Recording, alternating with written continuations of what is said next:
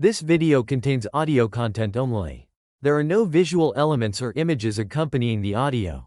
If you're expecting to see video footage, please note that this is an intentional audio-only presentation. We recommend listening to this content rather than watching the screen.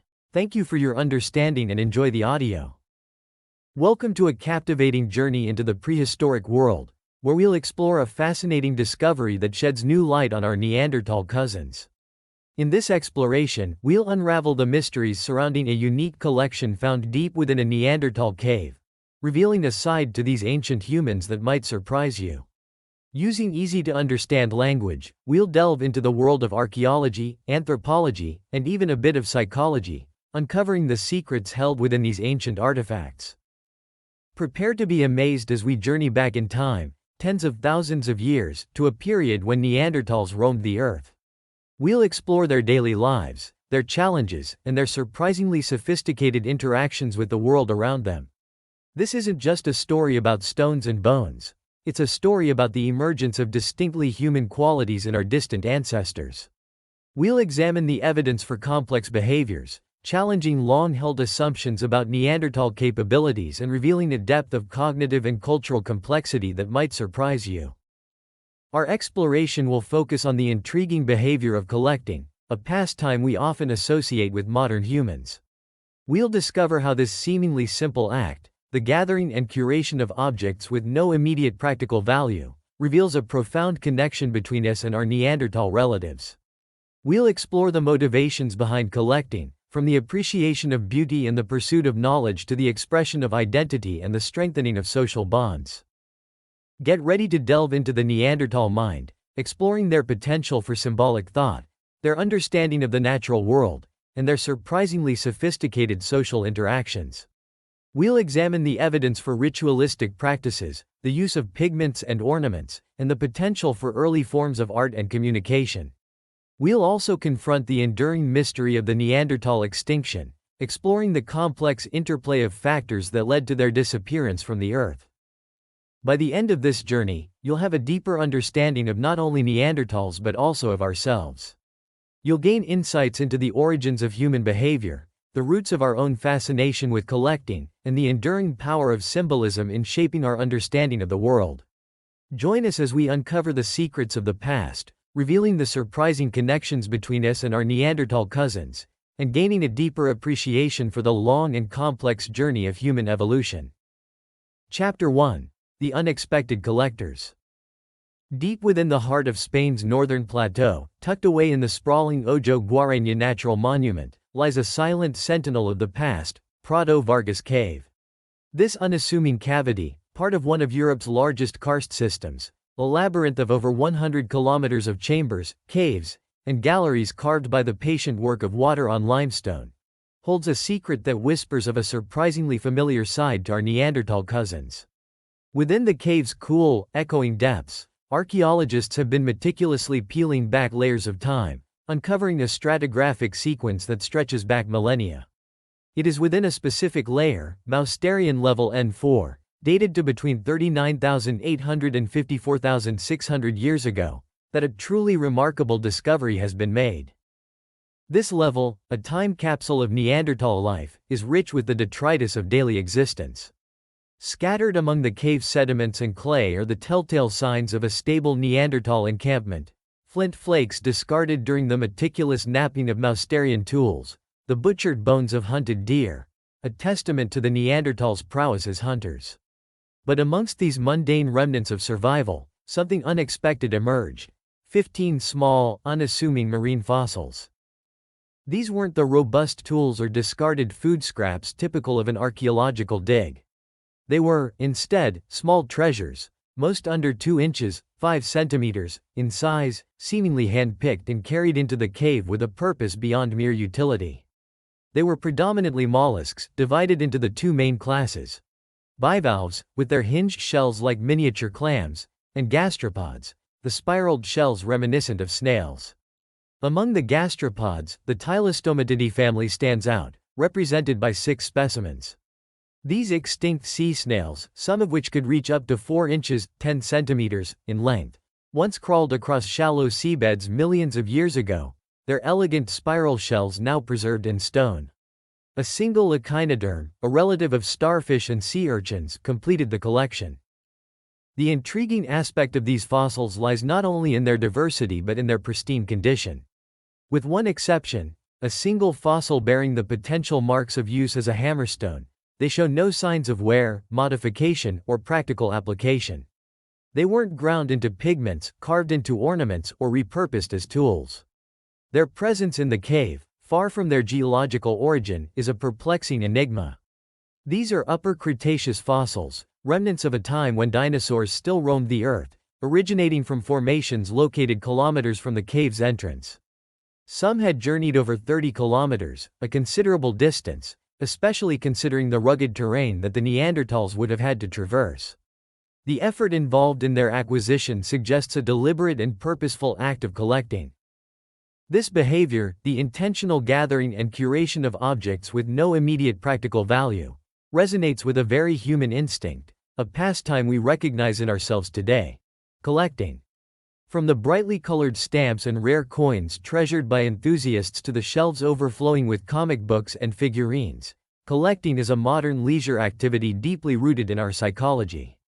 It speaks to our curiosity, our appreciation for aesthetics, and our desire to connect with something beyond the mundane. The act of collecting, in its most basic sense, involves imbuing objects with a symbolic meaning, a significance that transcends their material properties. As far back as the 7th century BCE, Assyrian king Ashurbanipal indulged this impulse, amassing a vast collection of clay tablets, the first recorded instance of a book collection in history. But the roots of this behavior likely extend far deeper into our past, intertwined with the very origins of human cognition. The Proto-Vargas fossils aren't the first hint of this behavior in our hominin ancestors. In the Makapansgat Valley of South Africa, a reddish jasper stone, remarkably resembling a human face, was found tucked away in a cave. This small, unassuming pebble, potentially collected by an Australopithecus africanus over 3 million years ago, suggests an early spark of curiosity and an appreciation for the unusual. On the island of Java, an engraved mussel shell associated with Homo erectus tells a similar story, hinting at a growing capacity for symbolic thought. Other Neanderthal dwellings across Europe have yielded their own share of curiosities: seashells and gleaming quartz crystals, carefully preserved antlered skulls, and an assortment of fossils, often transported from distant sources. In some instances, fossils have even been found deliberately placed at the center of cutting tools, suggesting a conscious effort to preserve and display them. These scattered fragments of evidence, like pieces of a prehistoric puzzle, begin to paint a picture of early hominins driven by more than just the basic needs of survival. They reveal a nascent sense of wonder, a fascination with the natural world, and a growing capacity for abstract thought. The Neanderthals of Proto-Vargas Cave, carefully selecting and transporting their small fossil treasures, were not simply gathering objects. They were engaging with the world around them in a way that echoes our own human experience, demonstrating a curiosity, an aesthetic sensibility, and perhaps even a burgeoning understanding of symbolism that challenges our long-held assumptions about their cognitive abilities and cultural complexity. The question remains: what motivated these early collectors? What stories did these objects tell them? The answers, buried within the layers of time, await further exploration. Chapter 2. A glimpse into the Neanderthal mind. The discovery of 15 marine fossils nestled amongst the everyday tools and remnants of meals in Proto-Vargas Cave raises a fundamental question: why? Why did Neanderthals, amidst the challenges of survival in the Pleistocene epoch, collect these seemingly useless objects? The act of collecting, of curating items with no immediate practical value, speaks to something deeper than mere survival. It hints at an inner world of curiosity, appreciation, and perhaps even symbolic thought, a world we are only beginning to glimpse. One possibility, of course, is an appreciation for the aesthetic qualities of these fossils. Imagine a Neanderthal child, exploring the Cretaceous formations surrounding the cave, happening upon a perfectly preserved tylostoma shell, its spiraled form catching the light. Perhaps the smooth texture, the elegant curves, or the sheer novelty of this ancient relic sparked a sense of wonder, a desire to possess and preserve this small piece of natural beauty. This resonates with our own modern collecting practices. We amass stamps, coins, or figurines not just for their rarity or monetary value, but for the emotional connection they evoke. A childhood memory, a sense of accomplishment, a link to a larger community of like-minded enthusiasts. These intangible values are what truly drive the collector's passion. Could the Neanderthals have experienced similar emotions, attaching personal or cultural significance to their chosen objects? Beyond aesthetics, these fossils could have held symbolic meaning. Perhaps they represented a connection to the wider landscape, a tangible link to distant oceans and the creatures that once inhabited them. The act of carrying these fossils back to the cave, of integrating them into their living space, could have been a way of incorporating the outside world into their own, of imbuing their daily lives with a sense of wonder and connection to something larger than themselves. Consider the reddish jasper stone found in Makapansgat Valley, a stone that bears an uncanny resemblance to a human face. While we can only speculate about the motivations of the Australopithecus who carried it into their cave, it's tempting to imagine that this stone held a special significance, perhaps representing an ancestor, a spirit, or simply a source of fascination. Social practices might also have played a role. Could these fossils have been given as gifts, tokens of affection or friendship exchanged within the group?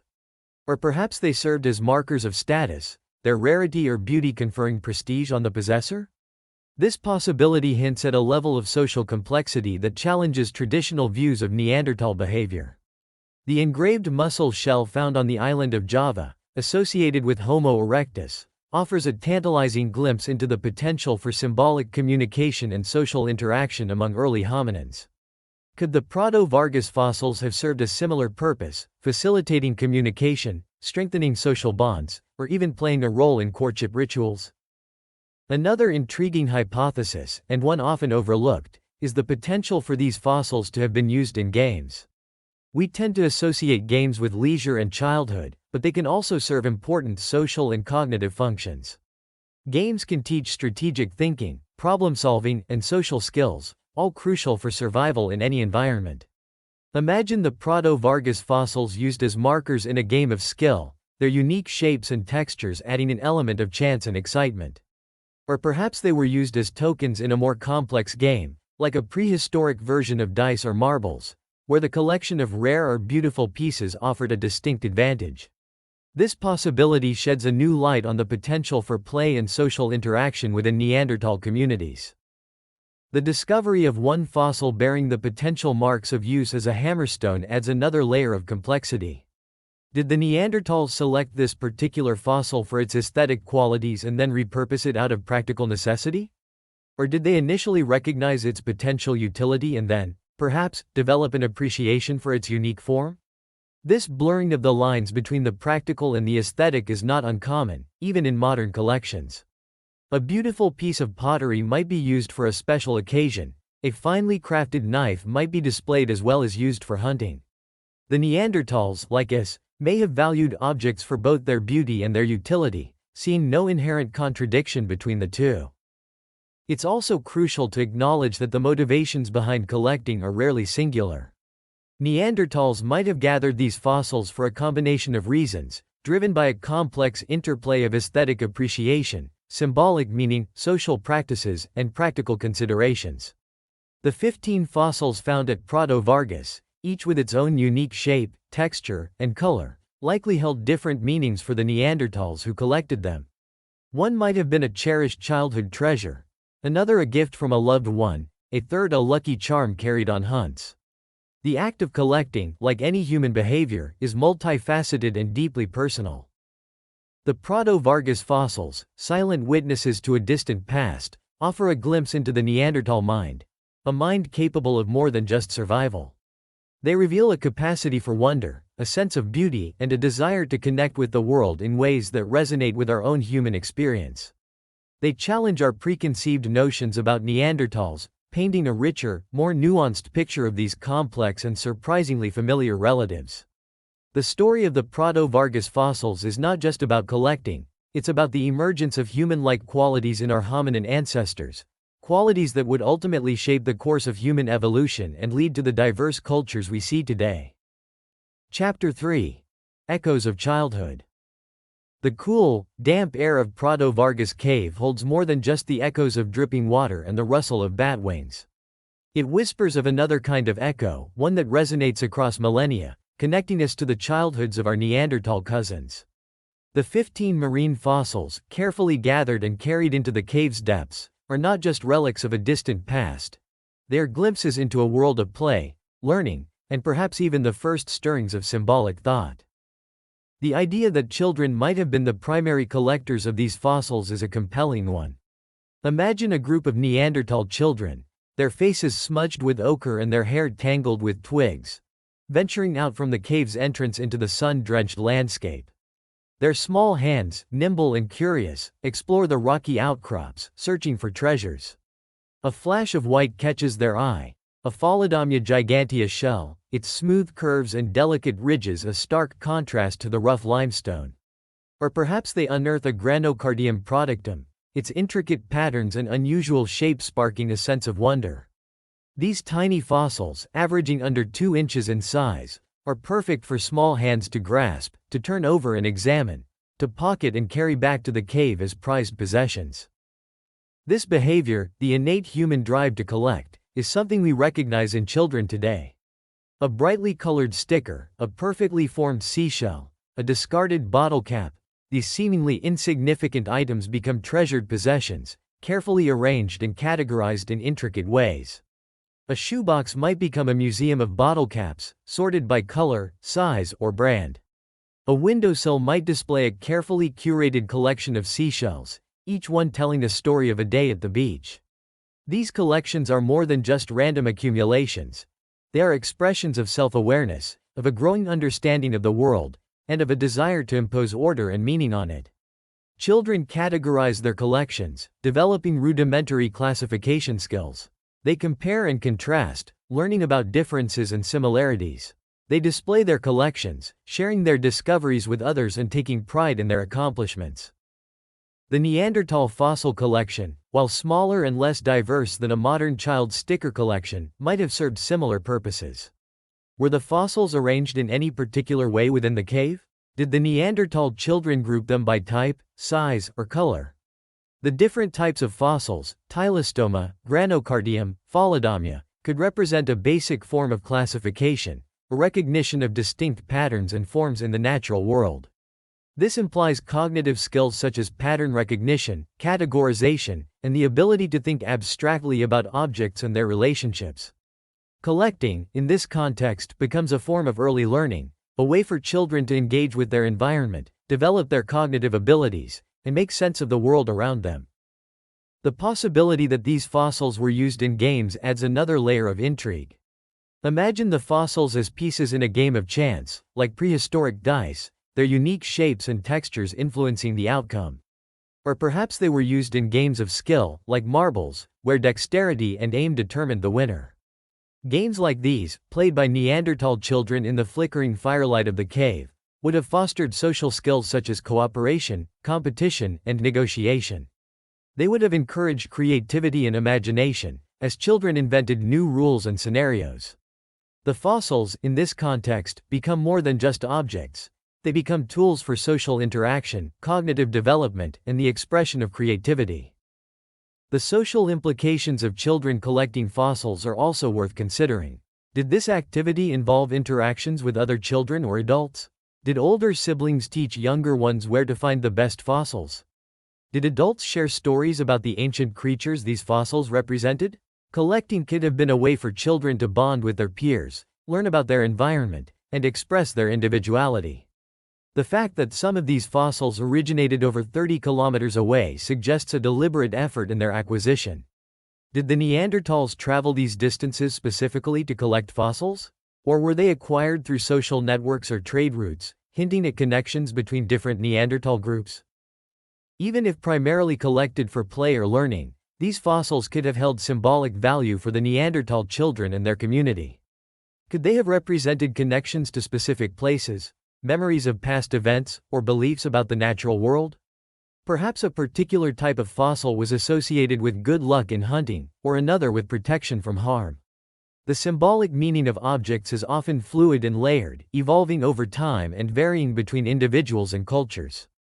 The Prado-Vargas fossils, while seemingly simple objects, could have held a complex web of meanings for the Neanderthals who collected them. The Shanidar Cave in Iraq, another Neanderthal site, offers further insights into the potential for symbolic behavior. Here, archaeologists discovered the remains of several Neanderthals, some of which appeared to have been intentionally buried.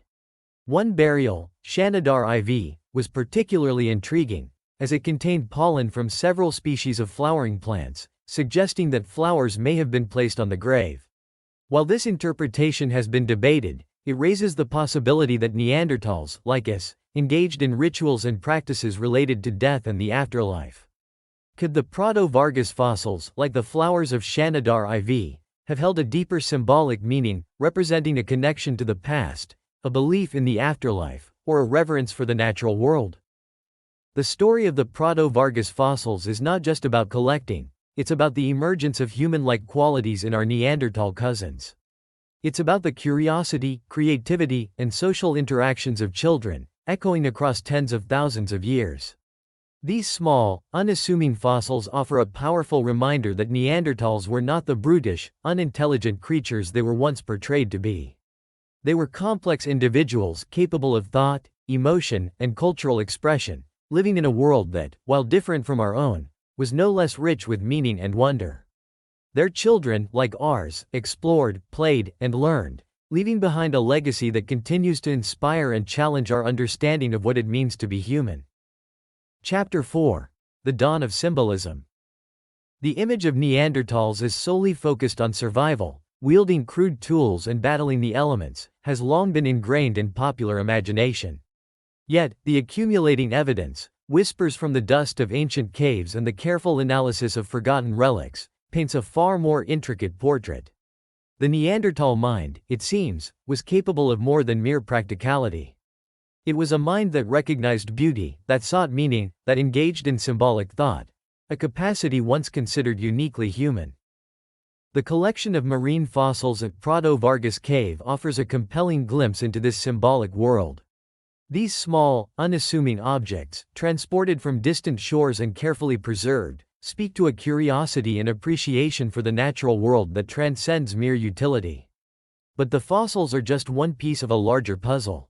Across Europe and beyond, Neanderthal sites have yielded a wealth of evidence pointing to a rich and complex symbolic life. Burial practices provide some of the most poignant examples. At Shanidar Cave, nestled in the Zagros Mountains of Iraq, the remains of 10 Neanderthal individuals have been excavated, offering a unique window into their mortuary rituals. Shanidar IV, a male Neanderthal, was found in a burial that has sparked decades of debate. The presence of pollen from several species of flowering plants, including hollyhocks, groundsels, bachelor's buttons, and grape hyacinths, led some researchers to suggest that flowers had been intentionally placed on the grave. This flower burial hypothesis, if true, suggests a profound emotional and symbolic capacity, hinting at rituals of mourning, beliefs about the afterlife, or perhaps simply an appreciation for the beauty of nature.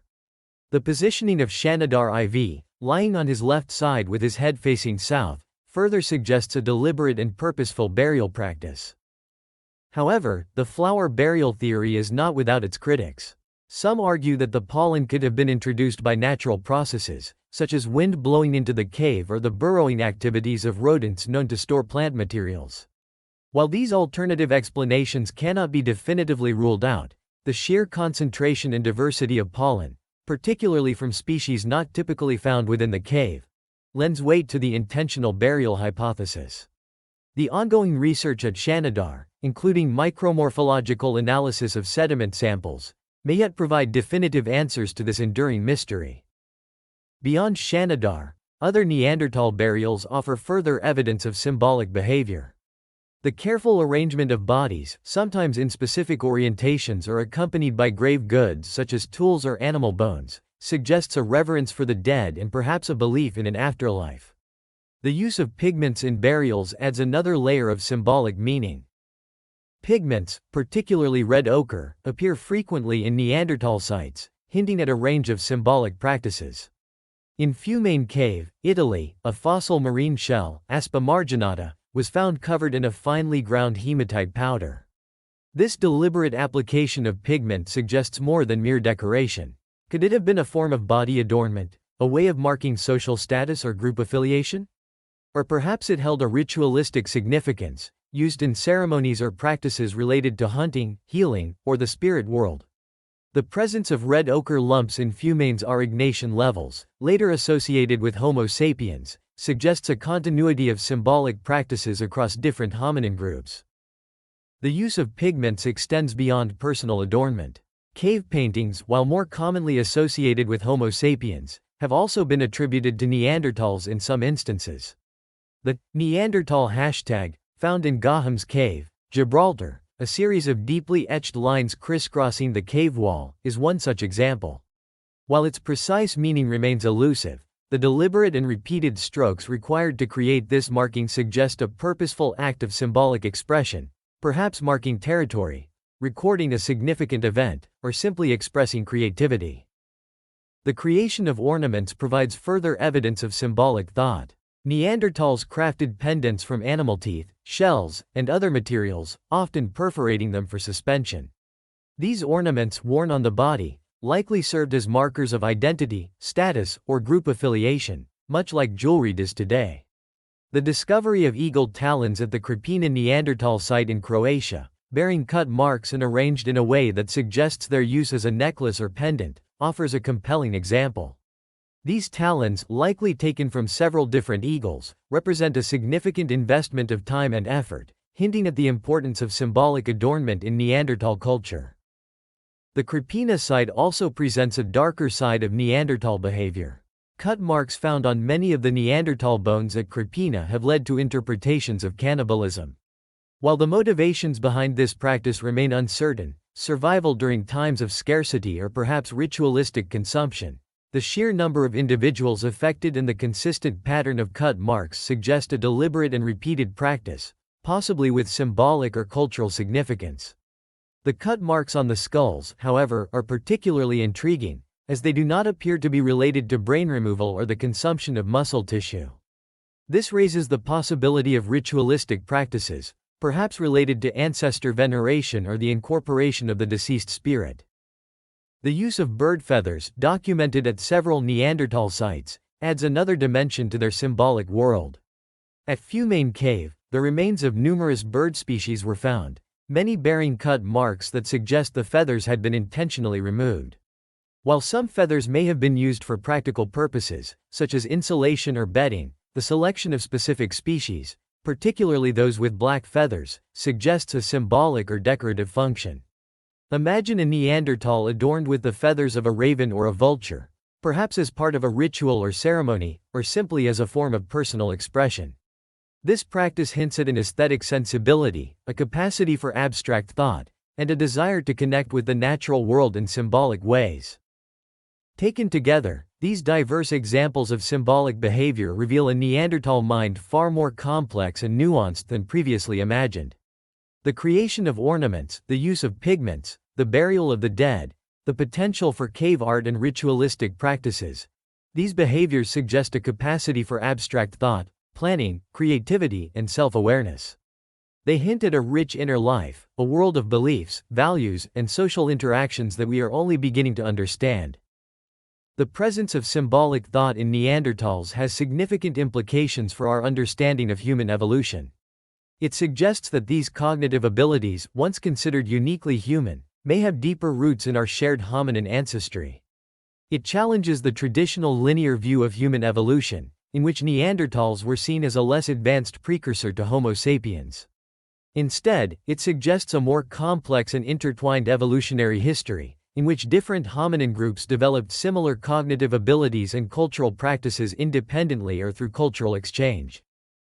The Neanderthals, it seems, were not simply our evolutionary cousins. They were our kindred spirits, sharing a capacity for symbolic thought that would ultimately shape the course of human history and lead to the diverse cultures we see today. Their story is not just about survival. It's about the dawn of symbolism, the emergence of a uniquely human way of interacting with the world, a way of finding meaning and purpose beyond the basic needs of existence. Chapter 5. The Neanderthal Extinction Puzzle. The Neanderthals, our closest extinct relatives, thrived across Eurasia for hundreds of thousands of years, demonstrating remarkable adaptability and resilience.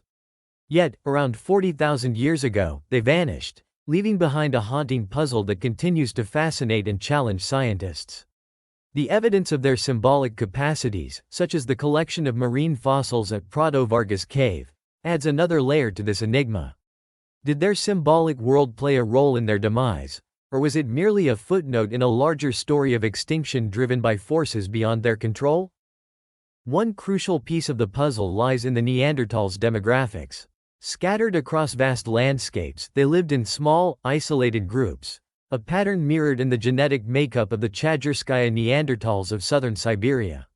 This group, which lived around 54,000 years ago, exhibited remarkably low genetic diversity, comparable to that of endangered species like mountain gorillas. Just like these modern primates, clinging to survival in fragmented habitats, the Chagyrskaya Neanderthals likely numbered only 10 to 20 individuals. This limited genetic diversity, a consequence of small group sizes and restricted gene flow, could have had profound consequences for their long-term survival. Genetic diversity is the raw material of evolution. It provides the variations upon which natural selection can act, allowing species to adapt to changing environments, resist diseases, and maintain overall fitness. A population with limited genetic diversity, like the Chagyrskaya Neanderthals or modern mountain gorillas, has a smaller pool of variations to draw upon. This makes them more vulnerable to environmental shifts, disease outbreaks, or even random fluctuations in birth and death rates. A single catastrophic event, such as a harsh winter, a new predator, or a novel pathogen, could wipe out a significant portion of the population, potentially pushing the entire group towards extinction. While the Chagyrskaya Neanderthals' mitochondrial DNA reveals some female migration between communities, suggesting women moved to new groups, perhaps seeking mates or resources, their Y chromosomes tell a different story. The limited diversity of their Y chromosomes indicates that male migration was far less common. This pattern of female dispersal, while promoting some gene flow, might not have been enough to counter the effects of small group sizes and overall low population density. Furthermore, there's no genetic evidence of interbreeding between the Chagyrskaya Neanderthals and the Denisovans, another hominin group that inhabited the same region, specifically the nearby Denisova cave. This lack of interbreeding, while reinforcing the Neanderthals' genetic distinctiveness, could have further limited their genetic diversity and adaptive potential. The arrival of Homo sapiens in Europe, coinciding with the Neanderthals' disappearance, adds another crucial element to the extinction puzzle. Several theories attempt to explain the interaction between these two closely related hominin groups. One possibility is resource competition. Homo sapiens, with their larger populations, more diverse toolkits, and potentially more sophisticated hunting strategies, might have outcompeted Neanderthals for access to limited resources such as food, shelter, and raw materials. Imagine a landscape where both groups relied on the same herds of bison or reindeer for sustenance. Homo sapiens, with their potentially more efficient hunting methods, might have gradually depleted the prey populations, leaving the Neanderthals with fewer resources to support their own communities. Cultural differences might also have played a role. The archaeological record reveals distinct cultural traditions between Neanderthals and Homo sapiens. While both groups exhibited symbolic behavior, their expressions of symbolism, their social structures, and their ways of interacting with the environment might have differed significantly. These cultural differences could have led to misunderstandings, conflicts, or even outright hostility, potentially contributing to the Neanderthals' decline. Imagine encounters between two groups with different languages, customs, and beliefs, where misunderstandings could easily escalate into conflict. Technological advancements might have also given Homo sapiens an edge. While Neanderthals were skilled toolmakers, crafting sophisticated Mousterian tools from stone, Homo sapiens developed new technologies, such as blade-based tools and projectile weapons, that might have offered them advantages in hunting and defense.